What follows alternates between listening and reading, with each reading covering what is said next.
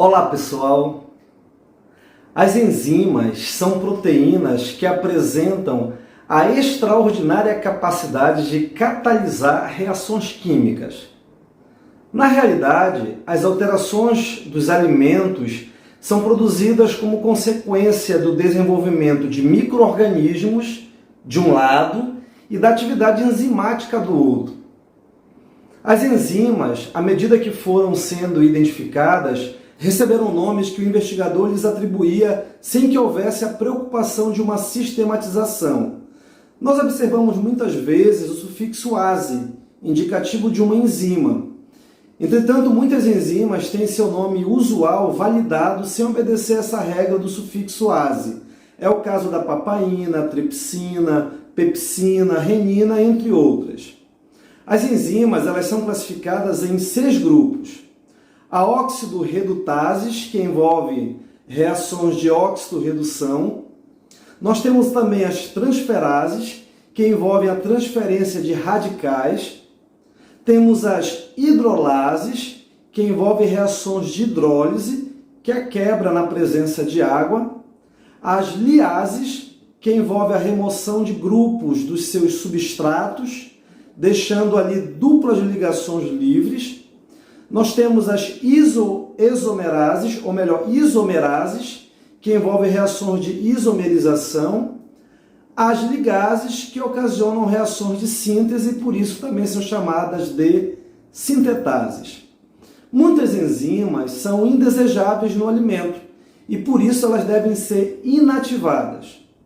E aí, como elas são proteínas, as enzimas podem ser facilmente inativadas pela alta temperatura, pelo calor, num processo que chamamos tecnicamente de desnaturação, que leva a mudanças irreversíveis na estrutura da proteína. Assim, para inativar a maioria das enzimas, basta aplicar temperaturas da ordem de 70 a 80 graus durante 2 a mais ou menos 5 minutos. A inativação de enzimas pelo calor é largamente utilizada na indústria alimentícia, recebendo o nome de blanching. A continuidade da atividade enzimática pode ocasionar, por exemplo, uma mudança de cor na clorofila ou em carotenoides. Pode ocorrer também o escurecimento em alguns alimentos, a rancidez em óleos e variações no aroma, além de alterações no valor nutritivo de proteínas e vitaminas, ou, finalmente, a presença das enzimas pépticas, que pode ocasionar mudança na textura dos alimentos.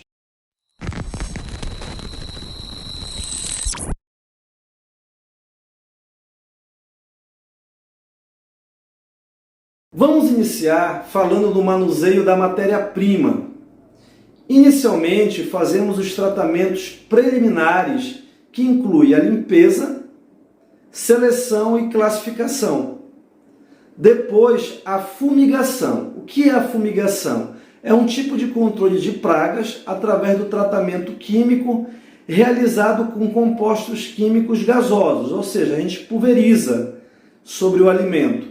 Depois vai ocorrer o resfriamento, o armazenamento e, no momento certo, o transporte para a fábrica. No preparo da matéria-prima e observações preliminares, faremos a limpeza e purificação, depois a remoção de partes indesejáveis e, por último, a desintegração e separação dos componentes. Na manufatura dos produtos finais, realizamos a formulação, operações de elaboração que incluem o envelhecimento e maturação, clarificação e filtração, cristalização, centrifugação, envelhecimento e defumação, secagem, concentração, processamento pelo calor, agitação de mistura de ingredientes, tratamento pelo frio com a refrigeração e congelamento, modelagem, forneamento e assamento. E, por fim, a etapa de embalagem e distribuição. Vamos falar um pouco mais da higienização e sanitização.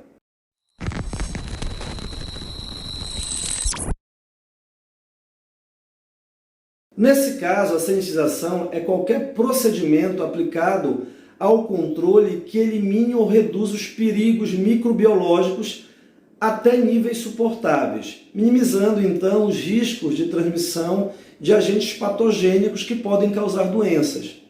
Dependendo da situação desejada, a higiene pode compreender apenas uma simples lavagem, podendo necessitar uma desinfecção, ou, em situações mais críticas, envolve até a esterilização. Vamos entender agora alguns conceitos importantes. Limpeza.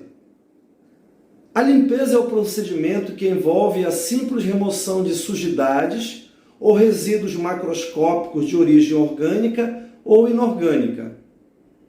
Já a lavagem é o procedimento que envolve a utilização de água e sabão ou detergente para melhor remoção de sujidades, podendo ou não reduzir os níveis de patógeno até níveis suportáveis. Desinfecção / sanitização é procedimento que elimina ou reduz os micro-organismos patogênicos até níveis suportáveis, sem risco à saúde. Termo utilizado para ambientes ou vegetais, no caso inanimados.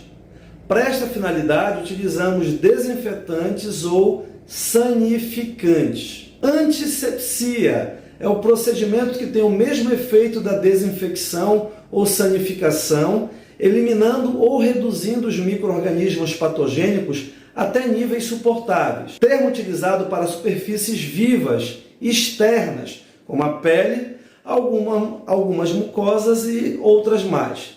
Para esta finalidade, utilizam-se antissépticos. Asepsia é qualquer procedimento que evite o retorno da contaminação, seja ela biológica, química ou física. Significa uma conduta de controle aplicado após a esterilização, desinfecção ou antissepsia para proteger as superfícies ou os produtos para os quais já foram removidos ou reduzidos esses perigos.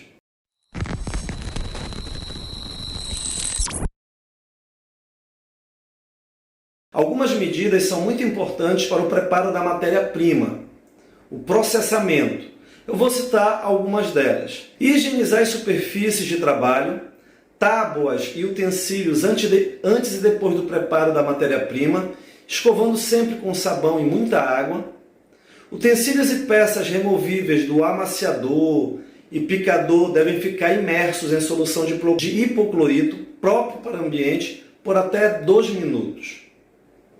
Identificar superfícies de trabalho, tábuas e utensílios para não utilizá-los igualmente em matéria-prima crua e alimentos já preparados. Por exemplo, usar uma tábua para corte de carne crua e depois, no mesmo local, fatiar a carne assada sem uma boa limpeza é expressamente proibido.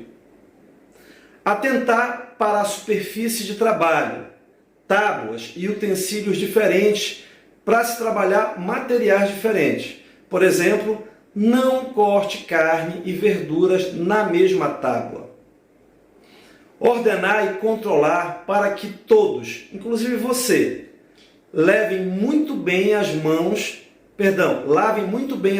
com água e sabão antes de tocar em qualquer alimento, seja matéria-prima, seja no pré-preparo, preparo ou até mesmo na distribuição. Após lavar as mãos, use uma solução com álcool iodado 0,1% ou até mesmo álcool 70%. Exigir que os funcionários lavem as mãos a cada mudança de manipulação ou serviço. Instruir e vigiar todos os funcionários para que lavem as mãos depois de coçar narinas, passar as mãos no rosto ou nos cabelos, fumar, depois de visitarem os sanitários, vestiários e também depósitos. Afastar da manipulação de alimentos funcionários que apresentem manchas, machucados, rachaduras e alergias em seus membros ou se estiverem doentes. Atentar para que o alimento, antes e depois da sua preparação, não fique mais de meia hora na temperatura ambiente. Atentar para o fato de que alimentos assim preparados estejam no fogão ou geladeira, ou sejam submetidos a temperaturas inferiores a 4 graus centígrados, a 4 graus Celsius, ou superiores a 70 graus Celsius positivos. Exigir a manutenção das praças limpas antes, durante e depois das preparações, inclusive do piso. Utilizar sempre os garfos, pegadores ou, em último caso, luvas descartáveis na manipulação de alimentos prontos. Estudar sempre o processo de preparação para que não haja necessidade de manipulação manual. Manter materiais de limpeza, principalmente detergentes e sabões, quando na cozinha, longe de alimentos e embalagens facilmente identificáveis. Distinguir muito bem o uso de materiais como vassouras, rodos, panos e baldes, de modo que, se utilizados no chão, não venham a ser aplicados em tampos, superfícies de trabalho, equipamentos, utensílios, mesa dos refeitórios e outros que tenham contato direto ou indireto com o alimento. Não utilizar vasilhames destinados à guarda ou cocção de alimentos para os processos de limpeza. Conservar os recipientes de lixo permanentemente tampados. Atentar para que os funcionários lavem as mãos sempre que tiverem de destampar esses recipientes ou removê-los para outro lugar. Controlar a operação de limpeza de panelas para que elas sejam lavadas, mantendo-as por baixo de algum suporte. Nunca utilizar caixotes, monoblocos ou latões de lixo para apoio de panelas, principalmente se contiverem qualquer tipo de alimento. Com essas medidas simples, nós conseguimos trabalhar com os alimentos, mantendo a higiene ideal para que micro-organismos não se desenvolvam ou não cresçam naquele alimento e fiquem sempre numa proporção aceitável, dessa forma evitando doenças transmitidas por esses alimentos.